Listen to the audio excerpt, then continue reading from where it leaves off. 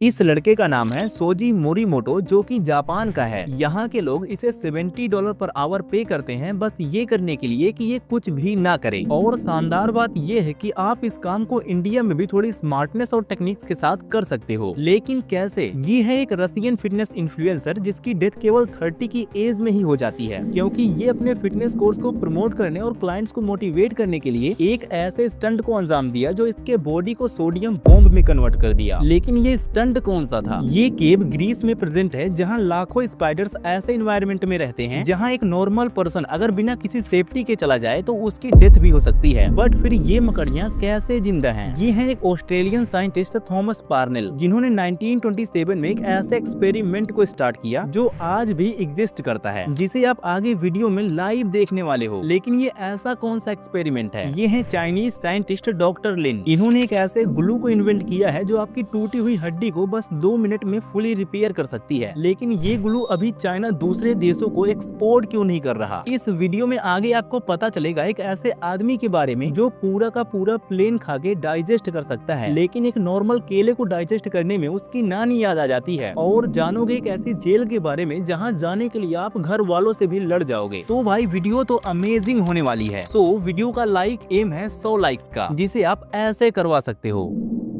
Dmitry नुयाजिन एक Russian fitness influencer और personal trainer था। इसका जन्म 1995 में ओरेनबर्ग रसिया में हुआ था। ये नेशनल फिटनेस यूनिवर्सिटी पीटर्सबर्ग से ग्रेजुएशन की और अप्रॉक्स 10 सालों तक अपने आप को इलाइट एथलीट के लिए ट्रेन किया। इसी टाइम पर इसने अपना एक फिटनेस प्रोग्राम लॉन्च किया, जिसमें ये कस्टमर्स को वेट लॉस करने की स्ट्रेटेजी बताया करता था। इस फिटनेस प्रोग्राम की इफेक्टिवनेस को दिखाने के लिए ये एक स्टंट करता है। स्टंट नॉर्मल था कि ये अपने बॉडी वेट जो उस टाइम पर 92 kg था, उसमें 25 kg और वेट गेन करके उसे 117 kg करना और फिर रैपिडली वेट लॉस करके फिर से 92 kg पर आना। इसके लिए दिमित्री हर दिन 10,000 कैलोरीज जंक फूड यानी पिज्जा, बर्गर, डम्पलिंग, म्यूनीज और प्रेस्टीज से कंज्यूम करने लगा। अब ये समझो कि ये जंक फूड उस स्टंट के दौरान उसकी बॉडी के साथ क्या कर रहे थे। सबसे पहली चीज है सोडियम। एक नॉर्मल पर्सन का sodium consumption 2300 milligram per day हो सकता है, और अगर इससे ज्यादा हुआ तो वो पॉइजन का काम करता है। दिमित्री जो कैलोरीज जंक फूड से कंज्यूम कर रहा था उसमें मिनिमम 20,000 से 30,000 मिलीग्राम सोडियम होता था। दूसरी चीज है इंसुलिन। एक नॉर्मल पर्सन के लिए लो टू मॉडरेट इंसुलिन लेवल सही होता है, लेकिन जंक फूड की वजह से दिमित्री की बॉडी में इंसुलिन लेवल परमानेंटली हाई हो गया था, जिसकी वजह से किडनी सोडियम को फ्लश करने की बजाय वो उसे एब्जॉर्ब कर रही थी। तीसरी चीज है ब्लड वॉल्यूम। जब आप जंक फूड खाते हो तो केवल फैट गेन नहीं होता, बल्कि litres of extra fluid gain होता है, जो आपके बॉडी ब्लड में जाकर मिलता है, जिसकी वजह से ब्लड वॉल्यूम बढ़ता है। इन रीजंस की वजह से दिमित्री के मसल्स पहले एग्जस्ट हुए, फिर हैवी ब्लड वॉल्यूम की वजह से हार्ट ब्लड पंप नहीं कर पाया, और लास्ट में लंग्स में प्रॉब्लम आई, जिसके बाद सांस लेने में दिक्कत हुई और उसकी डेथ हो गई।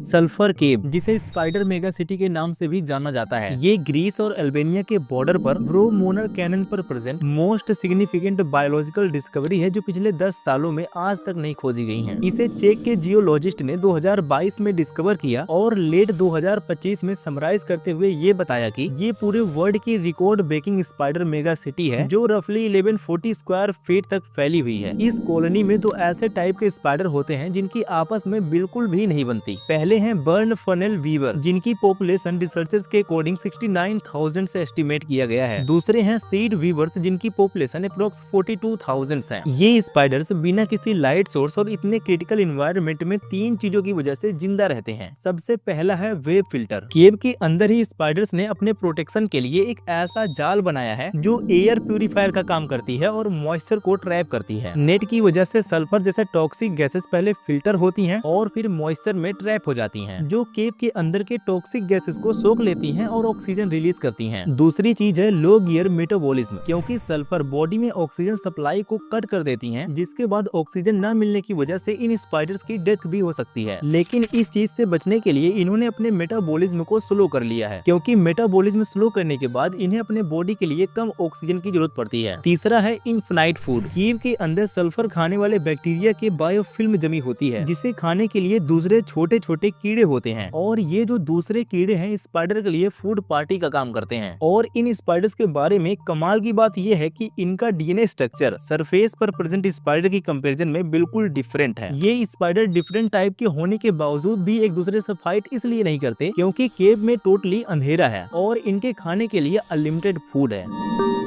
द पिच ड्रॉप एक्सपेरिमेंट, इसे पूरे वर्ल्ड की सबसे लॉन्गेस्ट रनिंग लेबोरेटरी एक्सपेरिमेंट का गिनीज वर्ल्ड रिकॉर्ड मिला है। 1927 में एक ऑस्ट्रेलियन प्रोफेसर थॉमस पार्नेल ने इस एक्सपेरिमेंट को करने के लिए एक सेटअप बनाया जिसमें ये प्रूव करते कि पिच, जो कि तारकोल का एक डेरिवेटिव होता है, ये एक हाई विस्कोसिटी लिक्विड है। भले ही हैमर मारने के बाद ये टूट जाता है। सेटअप के 3 साल बाद यानी कि 1930 में इन्होंने फनल के नेक को कट कर देते हैं, जिसके 8 साल बाद इसकी फर्स्ट ड्रॉप गिरती है दिसंबर 1938 में, दूसरी 1947 और तीसरी ड्रॉप गिरने से पहले ही साइंटिस्ट की डेथ हो जाती है। अभी तक इसके 9 ड्रॉप्स गिर चुकी हैं जिनकी टाइमलाइंस आप यहाँ देख सकते हो। इस एक्सपेरिमेंट को 80 इयर्स बीत जाते हैं लेकिन कोई भी आदमी इसके एक भी ड्रॉप को गिरते हुए नहीं देख पाया था। ये है प्रोफेसर जॉन मेनस्टोन, जो कि दूसरे कस्टोडियन थे। इन्होंने 52 इयर्स तक ड्रॉप के गिरने का इंतजार किया लेकिन ये ड्रॉप उस टाइम पर गिर जाती है जिस टाइम पर ये रेस्टोरेंट में कॉफी पीने गए थे। फिर 8th ड्रॉप को कैप्चर करने के लिए वेब कैम सेटअप किया जाता है लेकिन वेब कैम में उस टाइम पर ग्लिच हो जाता है जब ड्रॉप गिरने वाली थी। एट द एंड टाइम पर 2014 में फाइनली ड्रॉप को गिरते हुए कैमरे के जरिए कैप्चर कर ही लिया जाता है। 10th ड्रॉप के गिरने की मैक्सिमम प्रोबेबिलिटी 2026 से 2028 के बीच में एस्टिमेट किया गया है, जिसे आप इस यूनिवर्सिटी के ऑफिशियल साइट पर लाइव देख सकते हो। इस ड्रॉप फॉलिंग टाइमलाइन में 1980s के बाद ड्रॉप के गिरने की टाइम इंक्रीज होती हुई आपको दिख रही होगी। दरअसल 1980 के बाद इस रूम में एसी इंस्टॉल कर दिया गया था, जिसकी वजह से ये एक्सपेरिमेंट और भी ज्यादा स्लो हो गया है। इस एक्सपेरिमेंट के जरिए ये प्रूव हुआ कि पिच पानी की कंपैरिजन में 203 बिलियन गुना ज्यादा गाढ़ा है। आज अगर बॉडी की एक भी हड्डी टूट जाती है तो पहले उसे सर्जरी करके मेटल प्लेट्स, रॉड और स्क्रूज के जरिए जोड़ा जाता है और फिर हड्डी जुड़ जाने के बाद दोबारा से सर्जरी करके उन मेटल प्लेट्स को रिमूव किया जाता है। लेकिन चाइनीज साइंटिस्ट डॉक्टर लिन सियानफिंग ने एक ऐसे सुपर ग्लू को बनाया है जो आपकी टूटी हुई हड्डी को बस 2 से 3 मिनट में ऐसे रिपेयर कर सकता है जैसे कि वो कभी टूटी ही ना हो। डॉक्टर लिन को इस ग्लू का आइडिया ऑयस्टर से आया। अब आप इनके और रॉक के बीच में ये स्ट्रॉन्ग बॉन्डिंग कैसे होती है ये समझो। जब ऑयस्टर छोटे यानी लार्वा होते हैं तब ये पहले एक परफेक्ट रॉक सिलेक्ट करते हैं। रॉक सिलेक्शन के बाद ऑयस्टर्स अपने बॉडी से एक लिक्विड रिलीज करते हैं जो समुद्र के पानी में प्रेजेंट मिनरल्स यानी कैल्शियम और प्रोटीन ही होते हैं और ये चीज बिल्कुल सीमेंट की तरह काम करती है। इसके बाद जैसे जैसे ऑयस्टर्स बड़े होते हैं इनके बीच की बॉन्डिंग इतनी तगड़ी हो जाती है कि अगर इन्हें एक दूसरे से सेपरेट किया जाए तो ऑयस्टर्स के सेल टूट जाएंगे लेकिन इनके बीच की बॉन्डिंग नहीं टूटेगी। इसके बाद रिसर्चर्स के जरिए इस प्रोटीन को लैब में ही बना लिया जाता है जिसे बोन 02 का नाम दिया जाता है। इस ग्लू के कई सारे बेनिफिट्स हैं, जैसे मैक्सिमम 2 से 3 मिनट में ही ये फिक्स हो जाती हैं। 180 kg वेट हैंडल कर सकती हैं। इसे यूज करने के लिए किसी बड़े सर्जरी का यूज नहीं होता, केवल 2 से 3 सेंटीमीटर का कट लगाकर पूरे बोन को ये रिपेयर कर सकती हैं। और सबसे मैजिकल पार्ट ये है कि ये बायो एब्जॉर्बल है, यानी कुछ महीनों में ये ग्लू बॉडी में ही डिसोल्व हो जाती हैं। अभी यानी 2025 से 26 तक 150 से भी ज्यादा पेशेंट पर इसे अप्लाई किया गया है, जिसका सक्सेसफुल रेट 100% है। इस सुपर ग्लू की सेफ्टी के लिए चाइना इसे डिफरेंट रीजन्स में डिस्ट्रीब्यूट कर रही है। ये है मिशेल लोलिटो, जो कि एक फ्रेंच इंटरटेनर है जिसे आज पूरा वर्ल्ड मिस्टर ईट एवरीथिंग के नाम से जानता है, क्योंकि इन्होंने अपने पूरे लाइफ टाइम में 18 cycles, 15 supermarket trolley, 7 TV, 2 bed, 1 coffin और एक सेसना 150 प्लेन को खा चुके हैं, जिसके लिए इन्हें गिनीज वर्ल्ड रिकॉर्ड मिला था और ये उससे भी खा जाते हैं, जिसके बाद इन्हें दूसरा रिकॉर्ड दिया जाता है। इन सभी चीजों को खाने के लिए ये पहले उसके छोटे छोटे पीस करते हैं और फिर मैक्सिमम पानी और मिनरल ऑयल के साथ उसे खाते हैं। डॉक्टर्स जब इनके डाइजेशन सिस्टम को एनालाइज किए तो 2 बातें पता चली। पहली थी स्टोमक थिकनेस, जो कि नॉर्मल पीपल की कंपैरिजन में 2 गुना था। दूसरी थी गैस्ट्रिक जूस, जो मेटल्स को डाइल्यूट करती थी। ये चीजें इनके साथ बचपन से हो रही थी, जब खाना खाने के दौरान एक ग्लास का पीस इनके पेट में चला गया था। मिशेल लोलिटो मेटल्स को तो आसानी से डाइजेस्ट कर पाता था, लेकिन बनाना और कम उबले हुए अंडे को डाइजेस्ट करने में इसे सिकनेस होती थी। इसकी डेथ होती है 2007 में, लेकिन ये डेथ नॉर्मल थी।